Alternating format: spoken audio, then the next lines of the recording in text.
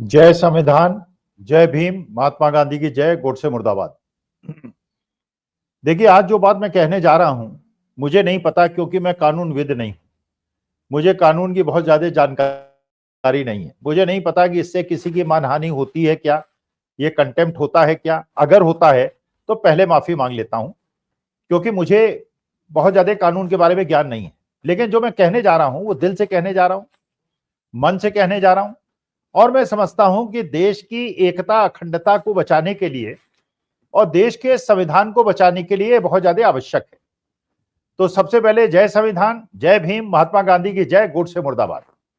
और अब मैं ये निवेदन करना चाहता हूं कि जो इलाहाबाद हाई कोर्ट के जज साहब यादव साहब ने जो स्टेटमेंट दिया था, वो कॉन्स्टिट्यूशनल पोस्ट पे हैं, वो जज हैं, बड़े पद पे बैठे हुए हैं। मैं एक साधारण सा अध्यापक हूं, वो भी रिटायर्ड हूं, तो मेरी उनके सामने कोई औकात नहीं है। लेकिन मैं ये समझता हूं कि हमारे लिए देश का संविधान और देश की एकता अखंडता सबसे बड़ी चीज है।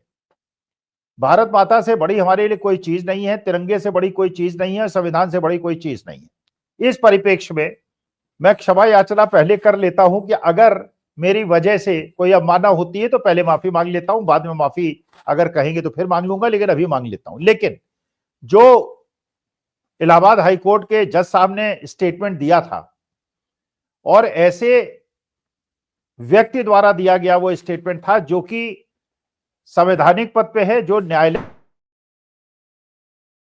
के पद पे है और उच्च न्यायालय के पद पे है। तो ऐसे लोग हमारे आदर्श होते हैं, ऐसे लोगों को हम पंच परमेश्वर मानते हैं, ऐसे लोगों को मानते हैं कि ये हमें राह दिखाएंगे, हमें रास्ता दिखाएंगे और हम इनके रास्तों का अनुसरण करेंगे। जैसे अध्यापकों का सम्मान है समाज के अंदर, आज भी है, पहले तो बहुत ज्यादा था लेकिन आज भी बहुत ज्यादा है। न्यायालय जो जजेस हैं उनका भी बहुत ज्यादा सम्मान है, जो डॉक्टर्स हैं उनका भी बहुत ज्यादा सम्मान है, जो वकील लोग हैं उनका भी बहुत सम्मान है, क्योंकि ये समाज को एक दिशा देते हैं।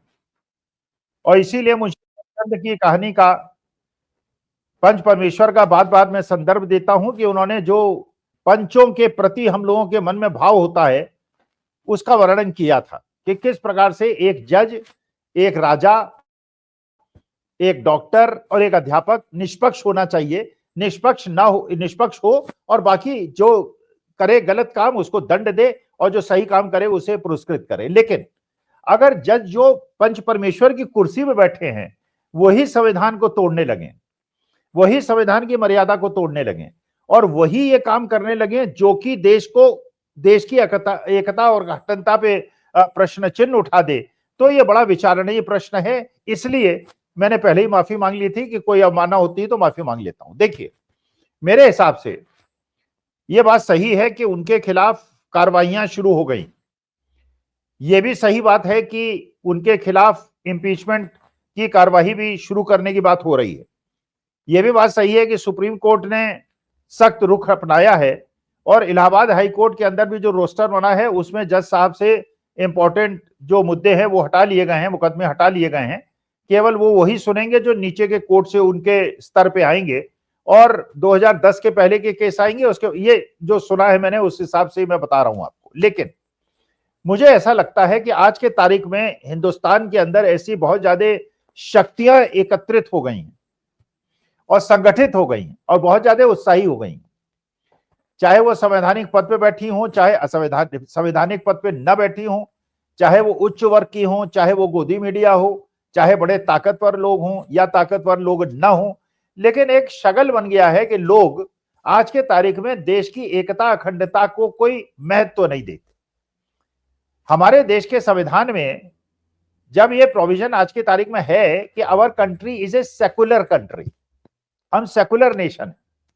अगर सेकुलर नेशन है तो सेकुलर नेशन पे हर व्यक्ति को, हिंदुस्तान के 142 करोड़ लोगों का यह कर्तव्य है कि अगर हम सेकुलर हैं तो तब तक सेकुलरिज्म का पालन करें और उन सारी मर्यादाओं का पालन करें जो कॉन्स्टिट्यूशन प्रोवाइड करता है, जो संविधान प्रोवाइड करता है। लेकिन अगर या तो सरकार कानून बदल दे और सेकुलर वर्ड को हटा दे, ये सुप्रीम कोर्ट में भी एक अपील गई थी और सुप्रीम कोर्ट ने कहा कि हम संविधान में जो ये नया प्रोविजन लगाया गया है इसको सेकुलर नेशन माना गया है, हम इसे हटाने से इनकार करते हैं।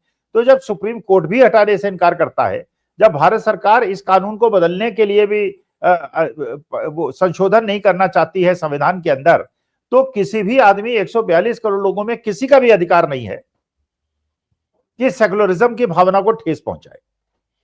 तो जो एक बात जज साहब ने, और इतने महत्वपूर्ण पद पे बैठे हैं, इतने उच्च पद पे बैठे हैं, मतलब ये तो परमेश्वर की उनपे कृपा है कि वो हाई कोर्ट के जज बने हैं। शायद उत्साह में कि सुप्रीम कोर्ट के जज बन जाए, उन्होंने स्टेटमेंट दे दिया, लेकिन उन्होंने भारत की जो मूल आत्मा है, जो संविधान की मूल आत्मा है, उसको हर्ट कर दिया। और उसके बाद उन्होंने क्लैरिफिकेशन देने की कोशिश की। जब इम्पीचमेंट नोटिस की बात हुई, जब सुप्रीम कोर्ट ने उसका संज्ञान ले लिया, तो उन्होंने कहा कि नहीं, कठमुल्ला शब्द तो ऐसे ही नॉर्मली लोग यूज कर लेते हैं, बड़े नॉर्मल यूजेज में ये शब्द आता है, इसलिए मैंने भी इसको यूज कर लिया।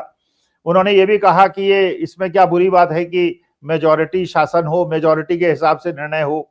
तो ये, और मेजॉरिटी की बात हमेशा सही होती है, ये कहाँ किस जगह की रेफरेंस आप ले रहे हैं कि मेजॉरिटी की बात सही होती है? अगर मेजॉरिटी की बात सही होती है तो जर्मनी के अंदर जब तानाशाही थी हिटलर की, तो पूरी मेजॉरिटी हिटलर के साथ थी। हिटलर की बात का विरोध करने के लिए कोई तैयार नहीं होता। और वही क्या, पूरे विश्व के अंदर जहां जहां तानाशाही रही है वहीं ऐसा रहा है। चीन के अंदर ऐसा रहा है, नॉर्थ कोरिया के अंदर ऐसा रहा है, साउथ अफ्रीका के अंदर पूरा जब व्हाइट सुप्रीमेसी थी तो ब्लैक मेजॉरिटी होने के बावजूद उनकी बात नहीं मानी जाती थी, क्योंकि ऊपर से अथॉरिटी थी।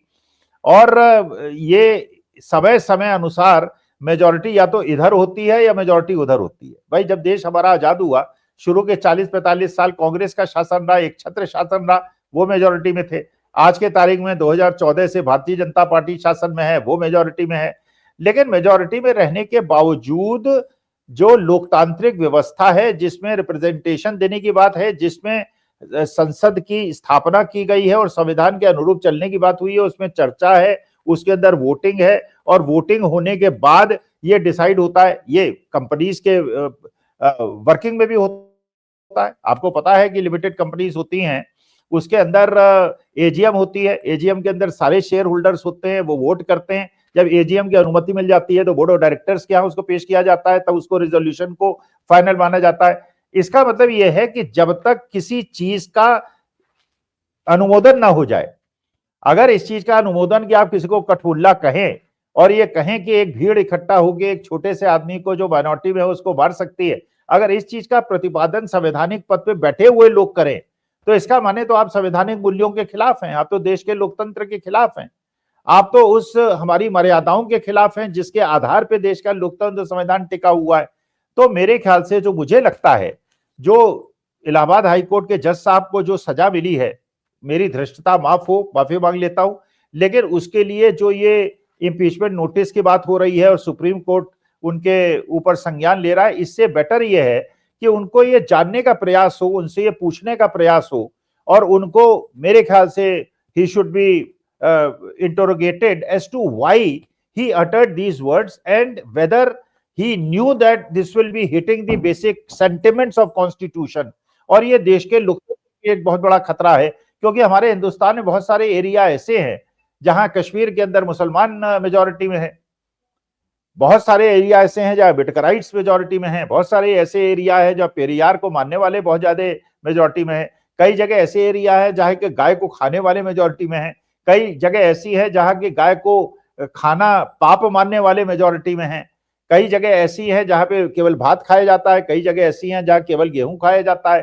तो इतनी विविधता वाले देश में अगर मेजॉरिटी के आधार पे निर्णय होने लगे तो क्षेत्रवार, समयवार मेजॉरिटी चेंज होती रहती है, तो देश की एकता अखंडता तो खतरे में पड़ जाएगी।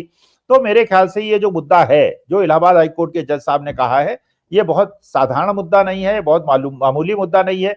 और मैं तो यहां तक कहने का प्रयास करूंगा कि देश के अंदर जो भी व्हाट्सएप और सोशल मीडिया के माध्यम से हिंदू मुसलमान का नैरेटिव बनाकर झूठी मूठी खबरें फैलाकर देश को तोड़ने का प्रयास कर रहे हैं और देश की एकता अखंडता को तोड़ने का प्रयास कर रहे हैं और संविधान की मूल भावना जिसके अंदर सेकुलरिज्म इंक्लूडेड है उसको तोड़ने का प्रयास कर रहे हैं, उनको सरकार को उसका संज्ञान लेके और उनपे विजिलेंस करके ऐसे लोगों को पकड़ के दंडित करने का प्रावधान करने की बहुत आवश्यकता है, वरना देश कमजोर हो जाएगा। क्योंकि हमारे देश के अंदर इतनी ज्यादा विविधता है, इतनी ज्यादा अलग अलग मान्यताएं हैं कि मेजॉरिटी के आधार पे अगर क्षेत्रवार निर्णय होने लगा तो हमारे जैसा प्यारा देश, भारत जैसा विशाल देश टूट जाएगा, जिसकी हम कभी सपने में भी नहीं सोच सकते। हम चाहते हैं 142 करोड़ लोग मिलजुल कर रहे, देश एक मजबूती से एकजुट होकर खड़ा रहे। इसलिए जो ये यादव साहब ने स्टेटमेंट दिया है, गिरिराज सिंह स्टेटमेंट देते रहते हैं, बाकी भारतीय जनता पार्टी के बड़बोले लोग नेता देते रहते हैं। चलिए वो नेता हैं,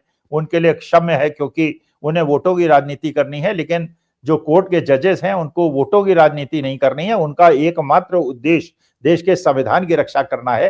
तो उनके किसी स्टेटमेंट से अगर देश के संविधान पे खतरा पैदा होता है तो उनको न केवल इंट्रोगेट करके बल्कि उन्हें दंडित करने की आवश्यकता है। नमस्कार, धन्यवाद और प्रणाम।